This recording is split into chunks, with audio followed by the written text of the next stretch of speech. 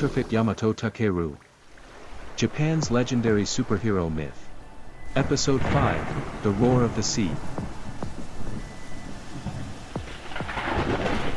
Yamato Takeru slept like a log.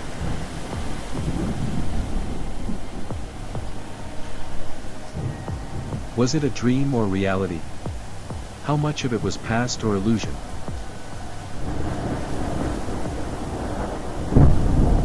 Takeru didn't know, and he simply hoped that the events of his dream were a lie. Arzuma. Takeru woke up involuntarily to the sound of his own sleepy voice screaming in his sleep.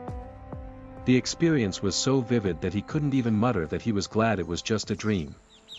Takeru had no idea how long he had slept. He didn't even know where he was. But he understood that the events of his dream had actually happened. Takeru looked around the room and noticed a water bottle. He suddenly remembered how thirsty he was, so he stuck his head into the bottle and drank it all in one gulp. Once his thirst had subsided, hunger hit him again. Without the landlord's permission, he gobbled down the dried meat in front of him like an animal. The moment he ate, a sense of fulfillment filled every fiber of his being. It made him realize that he hadn't eaten or drunk anything for days. At that moment, the door opened. Light streamed in, and a man stood in the doorway. His face was in shadow and not clearly visible. The man put down his work tools, picked up his laundry, and went outside again. He paid no attention to Takeru, as if he didn't exist. Takeru followed the man. He had walked in and eaten as he pleased, but he hated being thought of as a thief or a beggar. When Takeru found the man, he was washing clothes in the river. Takeru called out to the man's back. But the man didn't turn around. Takeru called out again, louder, but the man turned around, glanced at Takeru, and continued washing clothes. Takeru realized that the man could at least hear. Takeru waited in the hut for the man to return. He thought he'd at least thank him before leaving. The man returned home before sunset. But before Takeru had a chance to call out, he went to the kitchen and began preparing dinner. After that, the man continued to act as if Takeru didn't exist. However, a meal for two had been prepared. The man began to eat his own meal in silence without calling out to Takeru.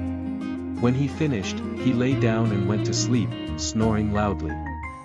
A meal was left next to the hearth. It was likely that this was the meal prepared for Takeru. But again, Takeru felt hesitant to eat without properly asking the man.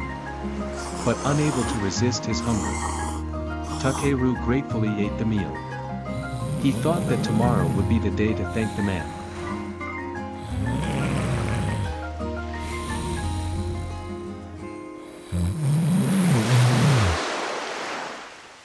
That night, Yamato Takeru had a nightmare and was tormented.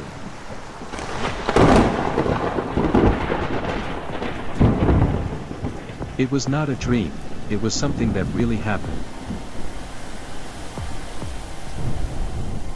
Which made it seem all the more real, and torment Takeru.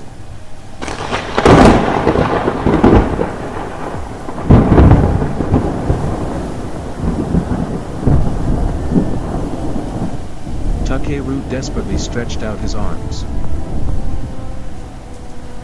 to grab the hand that was out of his reach. Arzuma.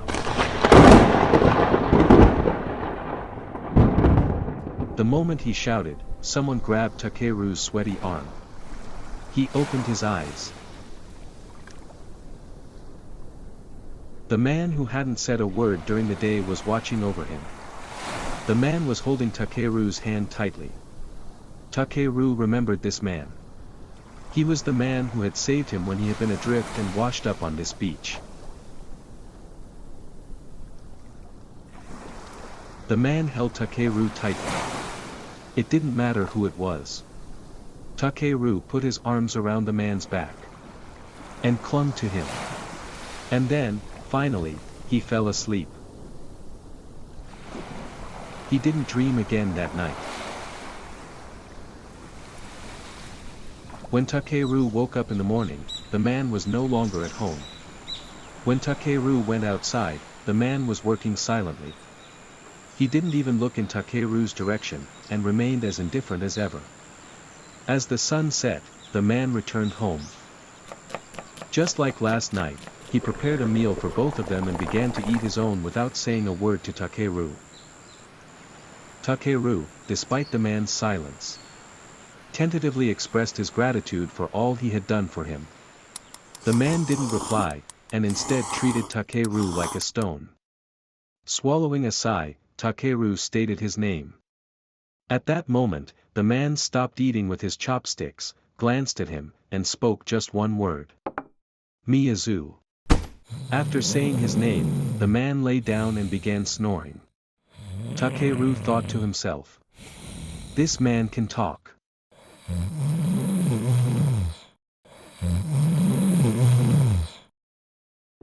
That night's dream was a little different from the usual. In his dream, Arzuma sank to the bottom of the deep sea. The sight of Arzuma disappearing alone into the darkness at the bottom of the ocean, where no light could reach, was far more sad than any terrifying dream. Soon, Kawakami Takeru appeared in his dream. He was laughing, as if something was funny. Poor Tooko, Oto Tooko, who had lost her beloved brother, and Oowusu all appeared in his dream, and they were all laughing. And finally, for some reason, Miyazu appeared in his dream. Then Takeru woke up. When Takeru woke up, he saw Miyazu's face right in front of him. Miyazu opened his eyes and stared intently at Takeru. Tears were flowing from Takeru's eyes. Miyazu leaned in and wiped the tears away with his lips. Takeru didn't resist, and rested his forehead against Miyazu's. His breath reached Takeru's cheek. Takeru. Miyazu called his name, covered his lips with his, and shared a passionate kiss. Takeru and Miyazu embraced each other and engaged in a passionate lovemaking session. Miyazu's attitude towards Takeru didn't change after that. He worked silently and diligently during the day.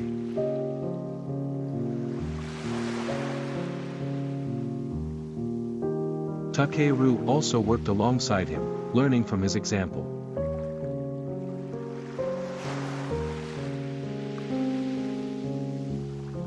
He came to realize that up until then,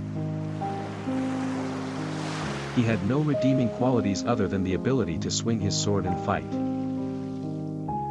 At night, Takeru was still tormented by nightmares. As the sound of the ocean roared loudly at night, Takeru's screams grew louder, as if echoing it. But every time this happened, Miyazu would come to him and comfort him. Gradually, Takeru got used to Miyazu not speaking. But Takeru's interest in him did not fade. If anything, his interest in him grew. It's a memory from when Takeru was a child. Takeru's older brother Oowusu resembled his uncle. Takeru himself was often said to resemble his father, Emperor Keiko. Takeru once felt proud to be likened to his father, the emperor. However, as he grew older, Takeru began to resent being like his father. And gradually, his loathing for him faded. Recently, Takeru has been smiling wryly at his father's similarly obsessive personality. Takeru's nightmares gradually became less frequent.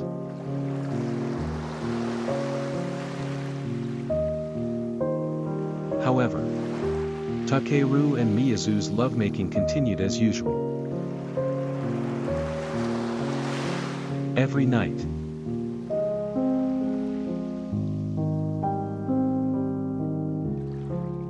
To be continued.